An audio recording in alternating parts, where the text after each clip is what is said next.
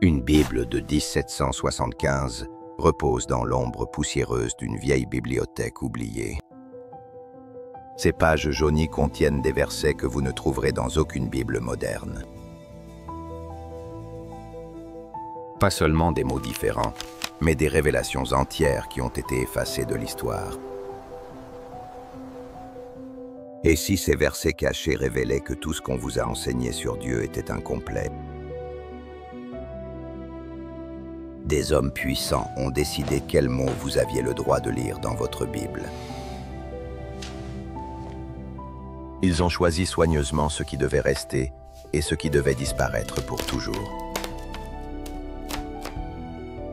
Pourquoi certaines vérités étaient-elles si dangereuses qu'il fallait les enterrer dans le silence éternel?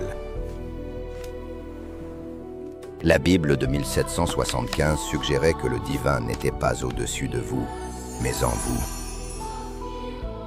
Cette idée simple menaçait tout le pouvoir de l'Église institutionnelle et ses dirigeants religieux. Si Dieu est déjà en vous, pourquoi auriez-vous besoin d'un intermédiaire pour lui parler? Les chefs religieux du XVIIIe siècle ont débattu en secret de ces passages dangereux. Ils ne discutaient pas de grammaire. Ils décidaient si le peuple devait connaître son propre pouvoir spirituel ou rester dans l'ignorance. Des versets entiers qui parlaient d'une connexion directe avec Dieu ont été supprimés définitivement. L'Église avait besoin que vous dépendiez d'elle pour comprendre la volonté divine et recevoir le salut. Sans cette dépendance, toute la structure du pouvoir religieux s'effondrerait comme un château de cartes. La Bible n'était pas seulement un texte sacré, elle était devenue un outil de contrôle social. Contrôlez le récit spirituel et vous contrôlez les pensées et les actions de millions de personnes. Que pensez-vous de cette idée que des hommes ont choisi ce que vous pouvez lire? Dans la Bible de 1775, le nom de Dieu n'était pas celui que vous connaissez aujourd'hui. Le terme Elohim apparaissait fréquemment, et ce n'est pas un nom singulier, mais un nom pluriel.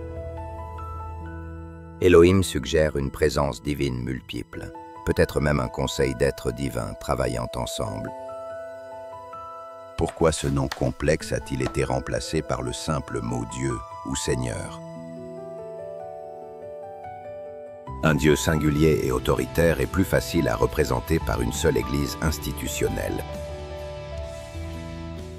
Si le divin est pluriel et complexe, comment une seule autorité pourrait-elle prétendre le représenter? Le nom Yahvé apparaissait aussi, signifiant une relation personnelle et intime avec le divin. Mais Yahvé a été remplacé par Seigneur, un titre distant qui place Dieu loin au-dessus de vous. Cette transformation n'était pas innocente. Elle a changé votre relation avec le divin d'une connexion personnelle à une soumission hiérarchique distante. Les noms anciens de Dieu connectaient l'humanité à des traditions spirituelles bien plus anciennes et profondes. Ces traditions parlaient d'humains participant activement au drame divin, pas seulement comme des sujets obéissants. L'Église ne voulait pas que vous sachiez à quel point vous êtes vraiment proche du divin. Des livres entiers ont disparu de la Bible que vous connaissez, effacés comme s'ils n'avaient jamais existé. Le livre d'Enoch racontait l'histoire d'anges déchus et de secrets cosmiques trop puissants pour les humains ordinaires. Enoch fut emmené au ciel et reçut des connaissances que l'Église jugea trop dangereuses pour vous. Pourquoi un livre aussi important a-t-il été retiré et caché pendant des siècles entiers? L'évangile de Thomas contenait les paroles directes de Jésus sur l'illumination personnelle et la connaissance de soi. Jésus y disait que le royaume de Dieu est déjà à l'intérieur de chaque personne maintenant. Ce message donnait trop de liberté spirituelle. Si le royaume est en vous, pourquoi auriez-vous besoin d'une église pour y accéder? La sagesse de Salomon parlait de la recherche personnelle de la sagesse divine, accessible à tous. Elle suggérait que n'importe qui pouvait poursuivre la connaissance divine, sans l'autorisation d'un chef religieux. Ces livres perdus révélaient une tradition chrétienne primitive, centrée sur la découverte personnelle et l'éveil spirituel. Ils ont été enterrés parce qu'ils soulevaient des questions que l'Église ne voulait pas que vous posiez. Comment votre foi changerait-elle si vous lisiez ces textes interdits aujourd'hui? L'enfer tel que vous le connaissez n'existait pas dans les textes bibliques originaux de cette façon. Les mots hébreux et grecs utilisés ne signifiaient pas un tourment éternel dans les flammes. Sheol signifiait simplement le lieu des morts, une existence ombragée, pas une torture sans fin. Hadès était le monde souterrain grec pour toutes les âmes, pas seulement pour les méchants. Géhenne était une vraie vallée près de Jérusalem, où on brûlait les déchets et les corps. Comment ces termes sont-ils devenus l'image terrifiante de l'enfer que l'Église prêche depuis des siècles? La peur est un outil puissant. Un enfer éternel gardait les gens obéissants, terrifiés de désobéir à l'autorité religieuse établie. La Bible de 1775 parlait de repos ou de jugement après la mort, pas de torture éternelle. L'image de l'enfer comme une fosse de feu éternelle vient de la mythologie païenne et d'écrivains médiévaux. Dante et Milton ont créé l'enfer moderne, pas les prophètes bibliques ou Jésus lui-même. Et si l'enfer était une invention pour maintenir le contrôle par la peur, plutôt qu'une vérité biblique? Le péché originel n'était pas une doctrine centrale dans le christianisme primitif ou la Bible de 1775. Adam et Ève n'ont pas maudit l'humanité pour toujours en mangeant le fruit de la connaissance. Leur acte était une désobéissance, oui, mais aussi un éveil à la conscience morale humaine. Gagner la connaissance du bien et du mal, est-il vraiment un péché ou le début de l'humanité? Saint Augustin a inventé le péché originel au IVe siècle pour résoudre un problème théologique spécifique. Si tout le monde n'est coupable, alors tout le monde a besoin de l'Église pour être sauvé. La tradition juive voit Adam et Ève comme les premiers humains à faire des choix moraux responsables. Ils n'étaient pas maudits mais bénis, avec la capacité de comprendre et de choisir leur chemin. Le péché originel crée une culpabilité perpétuelle pour quelque chose que vous n'avez jamais fait personnellement. L'Église se positionne comme votre seule solution à un problème qu'elle a elle-même créé artificiellement. Que se passerait-il si vous n'étiez pas né coupable, mais libre de choisir votre propre destinée?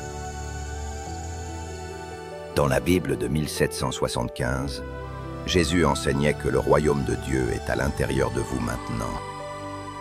Pas dans un futur lointain, pas après la mort, mais ici et maintenant en vous. Ce message simple détruit le besoin d'une hiérarchie religieuse entre vous et le divin. Jésus défiait constamment les chefs religieux de son temps, les appelant des guides aveugles et hypocrites.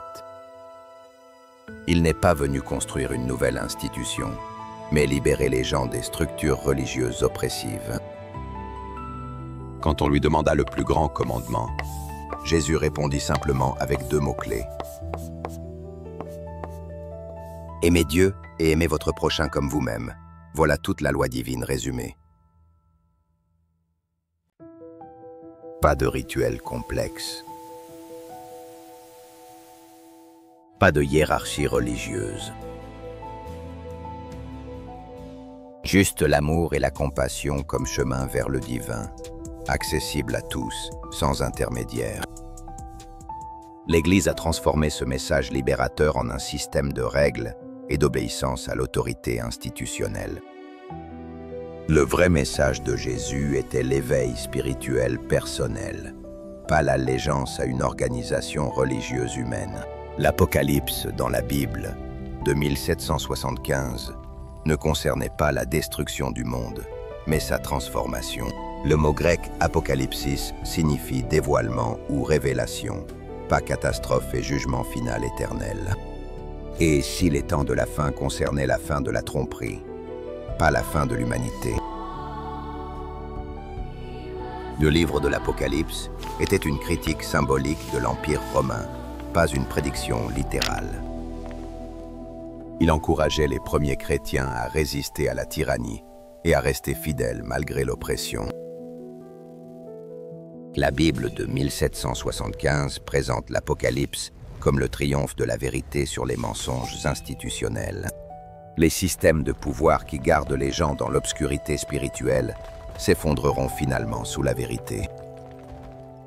L'humanité n'est pas passive dans cette transformation, mais participe activement à dévoiler la vérité cachée. Nous aidons à provoquer l'Apocalypse en nous réveillant et en questionnant les faux récits imposés. Le salut n'est pas d'échapper à la punition, mais de s'aligner avec la vérité révélée. Si l'Apocalypse concerne l'éveil plutôt que la destruction, c'est quelque chose à accueillir avec espoir. Les institutions qui bénéficient de la peur ont transformé cette promesse d'éveil en menace de damnation. La vérité de la Bible de 1775 a été cachée parce qu'elle vous donne trop de pouvoir.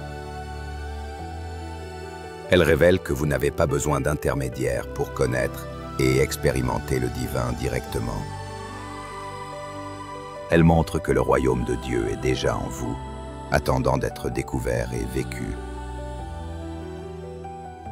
Les hommes qui ont modifié la Bible craignaient votre liberté spirituelle plus que toute autre chose. Ils savaient qu'une humanité éveillée ne pourrait plus être contrôlée par la peur et l'autorité. La Bible de 1775 nous rappelle que la vérité divine ne peut jamais être complètement effacée. Elle survit dans les marges, dans les textes oubliés, attendant ceux qui osent la chercher.